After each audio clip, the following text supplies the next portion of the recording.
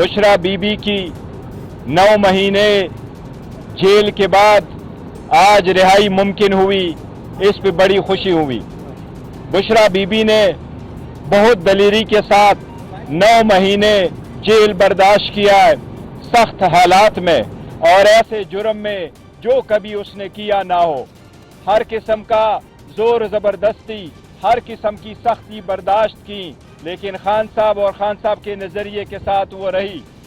उन्होंने सख्ती बर्दाश्त की, उनको जेल में नाकर्दे गुनाह में इसलिए रखा गया ताकि खान साहब पे प्रेशर हो। अल्हम्दुलिल्लाह वो सब सख्तियों के बावजूद इस न सिर्फ ये कि वो बनीगाला नहीं रहना चाह रही थी, बल्कि वो जेल खुद आई और उसने खुद यहाँ जेल में हाजिर होकर की गिरफ्तारी दे दी थी। हम उसके दलेरी को, उसके जुर्रत को, उसके बर्दाश्त को, इस हौसले को हम सब उनको सलाम पेश करते हैं।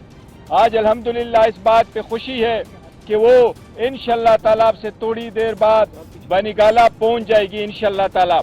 इससे पाकिस्तान तहरीक इंसाफ के वर्कर, सपोर्टर और लीडरशिप में एक और खुशी आएगी और हमें उम्मीद है इंशाअल्लाह ताला कि खान साहब भी बहुत जल्द रिहा होंगे। मैं एक बात की आपको तरदीद करूं, जो कहा जा रहा है कि कोई डील हुई है, अगर डील कोई किसी तरीके से करना होता कि डील के नतीजे में रिहाई मुमकिन होती तो वो 9 महीने जेल में न रहती। खान साहब ये 16 महीने से जेल में न होते। उन्होंने लास्ट टाइम भी हमें कहा था कि मुझे अगर 100 साल भी जेल में रहना पड़े मैं रहूंगा, लेकिन मैं कोई कंप्रोमाइज नहीं करूंगा। बीबी के जेल में इसलिए रखा गया था कि खान साहब पे प्रेशर डाला जाए, बीबी भी प्रेशर डाला जाए, लेकिन अल्हम्दुलिल्लाह वो सुरखरू होंगे। इंशाअल्लाह ताला खान साहब की भी रिहाई होगी, अदालत के थ्रू होगी, इंशाअल्लाह मेरिट पे होगी। किसी डील के नतीजे में कुछ भी नहीं होगा, इसलिए अल्हम्दुलिल्लाह कानून की पासदारी होगी और खान साहब की इंशाअल्लाह ताला रिहाई होगी और बहुत जल्द होगी।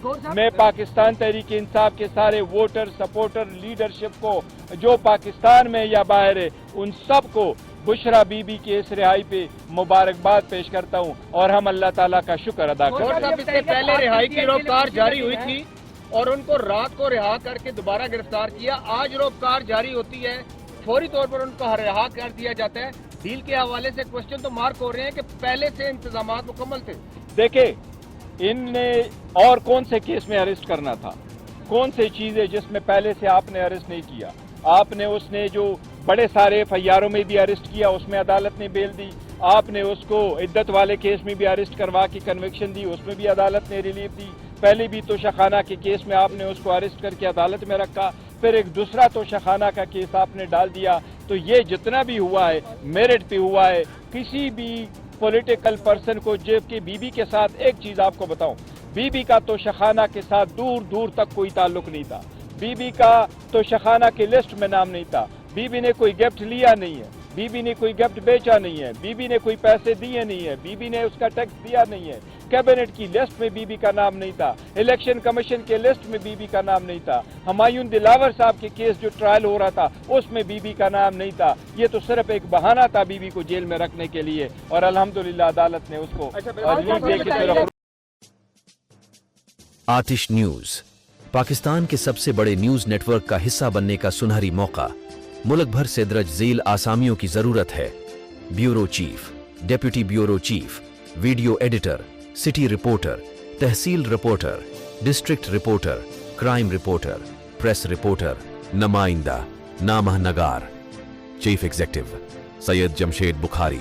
मजीद मालूमात के लिए इन नंबर्स पर राबिता करें।